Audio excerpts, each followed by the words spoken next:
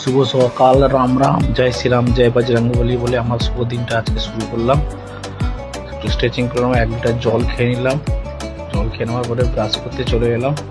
Brush করার পরে আজকে অনেক দূর মার্কেট আছে, আজকে কাজে যেতে হবে। বালিসাই রেডি হয়ে নিলাম।